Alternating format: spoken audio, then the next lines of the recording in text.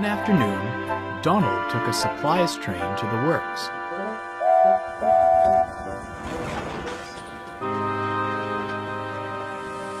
Henry, awaiting final repairs on his tender, smiled warmly. "Hello, Donald. How is everything? Dudley getting on all right?" "Aye, I suppose, but I cannae say the same for Bear." Donald explained about Bear's mishaps and Dudley's behavior. "It doesn't add up," he continued. "It's not like Bear to act in such a way. I'm awfully suspicious of Dudley." Henry grew stern. "You must tell the Fat Controller at once. I'm all too familiar with this sort of situation." Henry recounted the events of Diesel's stint on the railway. "You dinna say!" gasped Donald. "He even tried to lie about me. We caught him, but only after Duck went to Edward's station. If Dudley's not stopped, Bear could be sent much further away. By the sounds of it, he's already got his coupling hooks in Gordon and James." Donald was pensive. "Leave it with me," he said, and hurried back to the shed.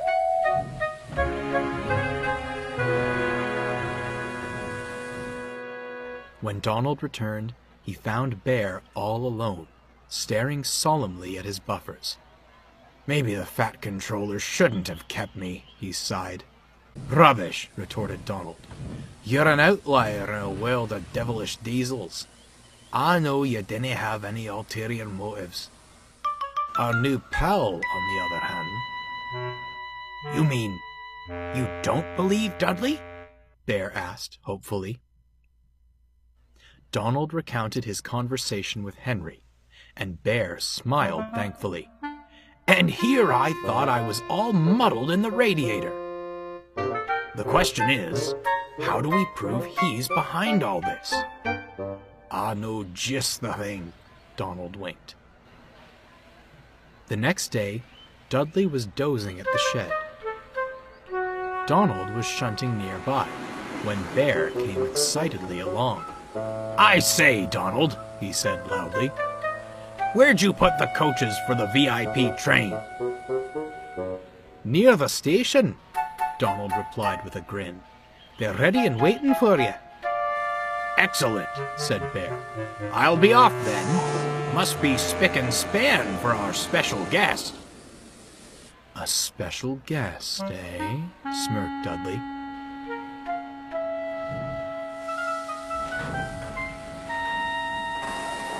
Bear was waiting in a siding for his driver to return, pretending to be asleep. He heard the rumble of trucks rolling past, accompanied by deep puffing.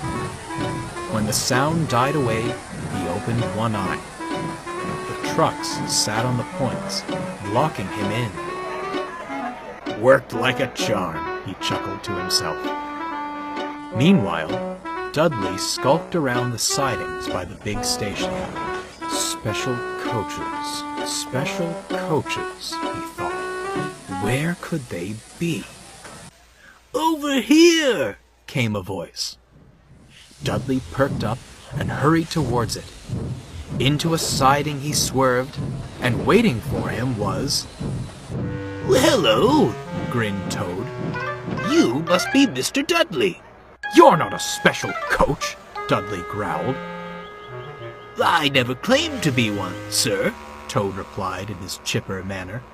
"Were you looking for some?" "There's meant to be a VIP train," snarled Dudley, "and I'll be the one to take it." "A VIP train? That does sound thrilling." Dudley looked back in amazement. There was Bear. You? Dudley gritted. "How'd you get out of that siding?" "I helped him," said Donald, who drew alongside. "Question is, how'd you know he was trapped?" Dudley went pale. That is to say, "An excellent question indeed, Donald. I'm most curious to hear the answer." The Fat Controller stepped out of Toad. "Well, Dudley, shall we have the truth this time?" The engine's bewildered face twisted into a wicked snarl. Yes, it was all my doing. I'm still an engine in his prime.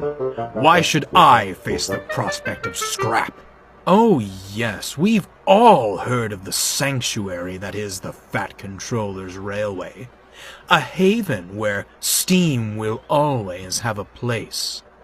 And yet, Dudley trailed off, glaring at Bear. There still appear to be rats among us. I've proven my worth. Surely you wouldn't send an engine to his end, sir? The Fat Controller pondered. No, Dudley, he said at last. I wouldn't. Dudley smirked. And I wish you luck in finding a new home. However, it won't be here. You can't, Dudley gasped. Deceit has no place on my railway. I welcome any engine, steam or diesel, who shows that they are both useful and honest in their work. I hope you learn to change your ways.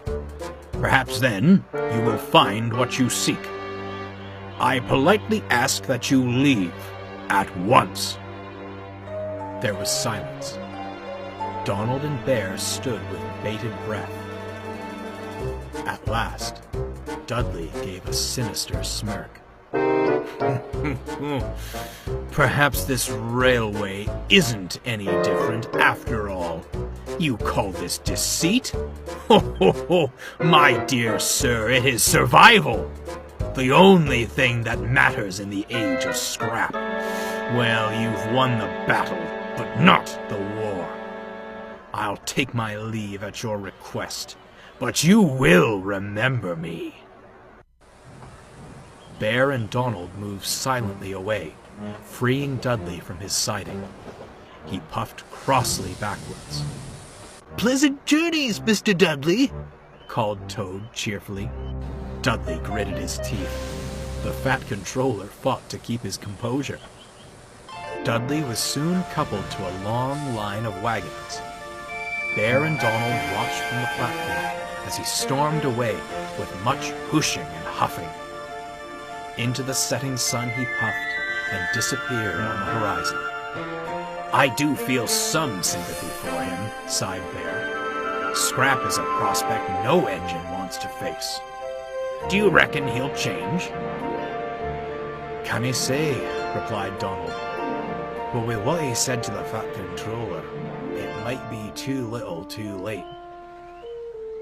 Bear said no more, but couldn't help feeling Donald was right. Life returned to normal on Fat Controller's Railway. Henry came home from the works and gave Gordon and James quite an earful. They shamefully apologized to Bear at once. Bear was a much happier engine after that. He worked hard and always lent a wheel to engines in need. Though still friendly to visitors, he had no reservations about putting snooty diesels in their place. The steam engines agreed that made him very useful indeed. But what of Dudley? No one knows for certain. He seemingly disappeared after leaving the island of Sodor. Perhaps he changed his ways and found a new home.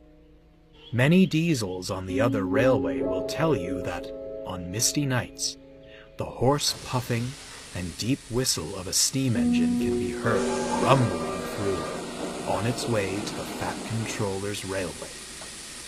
I wonder if the diesels are right, don't you?